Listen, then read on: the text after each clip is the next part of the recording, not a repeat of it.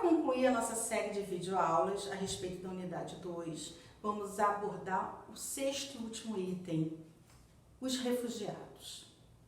Com notícias sobre cerca de 60 milhões de pessoas forçadas a se deslocar pelo mundo, com travessias que terminam em tragédias, está cada vez mais comum ver os termos refugiados e migrantes usados como sinônimos, tanto nos discursos da mídia, quanto no uso do público em geral. Mas existe alguma diferença entre eles? E essa diferença é importante? Sim, existe diferença e sim, ela é muito importante. Os dois termos têm significados diferentes e confundi-los acarreta problemas para ambas as populações, tanto de refugiados quanto de migrantes. Os migrantes, como já vimos, escolhem se deslocar, não por causa de uma ameaça direta de perseguição ou morte, mas principalmente porque estão em busca de melhores condições de vida. Eles estão em busca de trabalho, educação, por um reencontro familiar e por aí vai.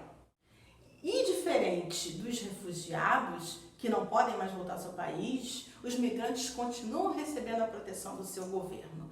Já os refugiados são pessoas que escaparam de conflitos armados ou de perseguições. Com frequência, a sua situação é tão perigosa e intolerável que eles precisam cruzar fronteiras internacionais para buscar segurança nos países mais próximos e então se tornarem um refugiado reconhecido internacionalmente, com acesso à assistência dos estados, do Acnur e de outras organizações.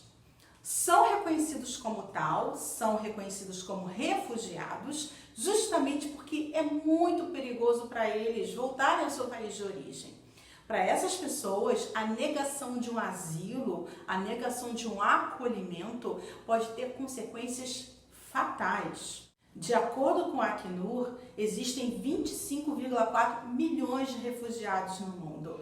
A maioria são pessoas que fugiram da insegurança gerada por conflitos armados, como por exemplo da Síria e do Afeganistão.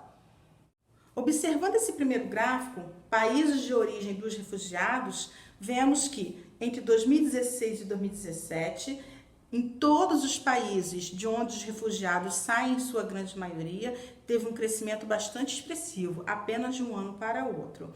Dos países que mais saem refugiados são da Síria, que é um conflito que vira e mexe, a gente vê na televisão, Afeganistão e Sudão do Sul. E ainda há outros que estão relatados aqui nesse gráfico. Agora, observem o segundo gráfico, que ele é bastante significativo. O segundo gráfico fala de países de abrigo dos refugiados, ou seja, os países que acolhem esses refugiados. Temos, em primeiro lugar, Turquia, em segundo lugar, Paquistão, em terceiro, Uganda e por aí vai até a Jordânia. Mas o que é importante a gente enfatizar aqui é que esses países de abrigo de refugiados não são os países ricos. Os países que estão abrigando os refugiados são países subdesenvolvidos. O mais triste é que quando os refugiados vão para os países desenvolvidos, em geral eles sofrem com o racismo e a xenofobia. Fazendo um parêntese aqui sobre a definição de xenofobia, xenofobia significa medo ou aversão ao estrangeiro.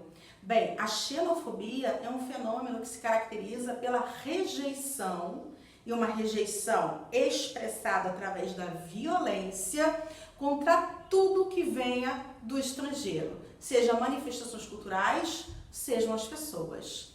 A crise de 2008 intensificou esses sentimentos em relação aos refugiados. A crise fez com que as taxas de desemprego aumentassem muito. Os refugiados, e aí os imigrantes e as minorias étnicas em geral, passaram a ser vistos pelos cidadãos nativos como inimigos, porque disputavam o mesmo meio de sobrevivência, que é o emprego. No caso dos refugiados, é dever do Estado garantir que os acordos internacionais de proteção a eles sejam respeitados. Para saber mais sobre esse assunto, vocês podem consultar o site do Acnur, que é www.acnur.org/português. Beijos, tchau!